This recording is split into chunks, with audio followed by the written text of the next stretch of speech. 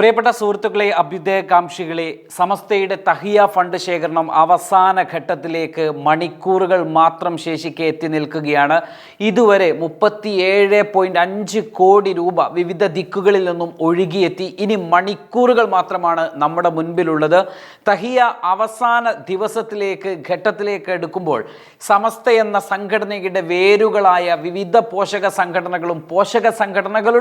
സംഘടനകളും ശക്തമായ പ്രചാരണത്തിലും അവസാന ഘട്ട ഒരുക്കങ്ങളിലുമൊക്കെയാണ്. സംഘടനകളിൽ ഏറ്റവും കൂടുതൽ പണം നൽകിയിരിക്കുന്നത് SKSF ആണ്. SKSFിൻ്റെ വിക്കായ ഏകദേശം 2000-ഓളം വളണ്ടിയർമാരുള്ള വലിയ സന്നദ്ധ സംഘടനയാണ്.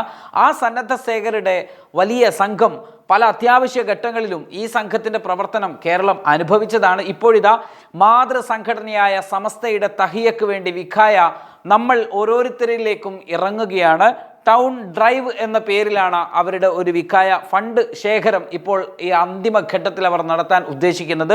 ഓരോ പ്രദേശങ്ങളിലും നിരത്തിലിറങ്ങി ആളുകളെ നേരിട്ട് കണ്ട് ഫണ്ട് സമാഹരിക്കുകയാണ് വിക്കായ. ചെറുതോ വലുതോ അതെത്രയുമാകട്ടെ, നിങ്ങളാൽ കഴിയുന്നത് അവരുടെ ബക്കറ്റുകളിലേക്ക് നൽകി അവരുടെ കൈകളിൽ ഏൽപ്പിച്ച് നിങ്ങളവരെ ചേർത്ത് നിർത്തുക. ഒന്നുറപ്പാണ്, നിങ്ങൾ നൽകുന്നത് സമസ്തക്കാണ്. ആ സമസ്തയുടെ കരങ്ങൾ പരിശുദ്ധവുമാണ്. സമൂഹ നന്മക്കല്ലാതെ മറ്റൊന്നിനും ആ പണം ഉപകരിക്കുകയില്ല, അത് പാഴായി പോവുകയുമില്ല. 15 വിവിധ ഇനം പദ്ധതികൾ സമസ്തയുടെ മുൻപിലുണ്ട്. നാടിൻ്റെ നന്മയ്ക്കും രാജ്യത്തിൻ്റെയും സമൂഹത്തിൻ്റെയും സമുദായത്തിൻ്റെയും പുരോഗതിക്കുമുള്ള വിവിധ പദ്ധതികൾ. അതുകൊണ്ട് അതിൽ നമ്മൾ പങ്കാളികളാവുക, സഹായിക്കുക, നിങ്ങളുടെ പ്രാതിനിധ്യം ഉറപ്പുവരുത്തുക.